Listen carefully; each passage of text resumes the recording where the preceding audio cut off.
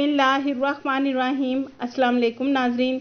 जो लोग पाकिस्तान से सऊदी आना चाहते हैं उनके लिए वैक्सीन के मुतलिक बहुत अच्छी न्यूज़ है।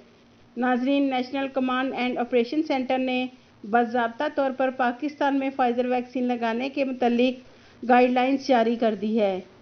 NCOC की जानिब से जारी करदा हदायत के मुताबिक फाइज़र वैक्सीन पाकिस्तान में कौन से कैटेगरी के लोगों को लगाई जाएगी, और दूसरा ये कि फाइज़र वैक्सीन की पहली डोज़ और दूसरी डोज़ कितने अरसे में लगाई जाएगी, ये सब जानने के लिए बसवा न्यूज़ को सब्सक्राइब कर दें और बेल आइकन को प्रेस कर दें ताकि सऊदीया की लेटेस्ट अपडेट आप तक बआसानी पहुंच सके। नाजरीन, पाकिस्तान में फाइज़र वैक्सीन 18 साल और इससे ज़्यादा उम्र के अफराद को लगाई जा सकती है।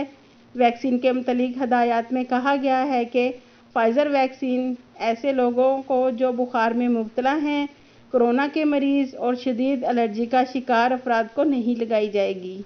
नाजरीन, पाकिस्तान में फाइज़र वैक्सीन महदूद मिकदार में होने के बाइस बैरून मुल्क सफ़र करने वाले मुसाफिरों के लिए मुख्तस की गई है। पाकिस्तान से सऊदीया आने वाले हज और उम्रा ज़ायरीन के लिए फाइज़र वैक्सीन लगवाना ज़रूरी है। वो लोग जो पाकिस्तान से बाहर दूसरे ममालिक में स्टडी के लिए जाना चाहते हैं या पहले से ही बैरून मुल्क तालीम हासिल कर रहे हैं और पाकिस्तान छुट्टी गए और सफरी पाबंदी की वजह से वापस नहीं आ सके, तो स्टूडेंट को 21 दिन के अंदर वैक्सीन की दोनों डोज मुकम्मल कर दी जाएंगी।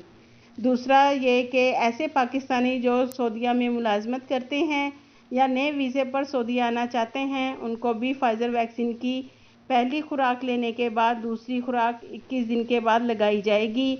नाज़रीन, पाकिस्तान में अब फाइज़र वैक्सीन भी लगना शुरू कर दी गई है और सऊदी हुकाम ने उन लोगों के अकामा, exit re-entry visa, visit visa, new visa free extend कर दिए हैं जो सफरी पाबंदी की वजह से एक्सपायर हो गए थे। तो नाज़रीन, अब सबसे ज़्यादा अच्छी बात यह है कि वैक्सीन की फ़र्स्ट डोज़ और सेकंड डोज़ 21 दिन में कंप्लीट हो जाएगी और आपको हुकूमत से मंजूर शुदा वैक्सीन का सर्टिफिकेट सऊदीया लाना होगा। जब सऊदी गवर्नमेंट पाकिस्तान के लिए फ़्लाइट्स बहाल करेगी तो नाज़रीन, आप जल्द अज जल्द पाकिस्तान में फाइज़र वैक्सीन लगवा लें ताकि आप फ़्लाइट्स बहाल होने पर मुमलिकत आसानी से आ जाएं। आमीन। आपके कीमती वक्त का शुक्रिया।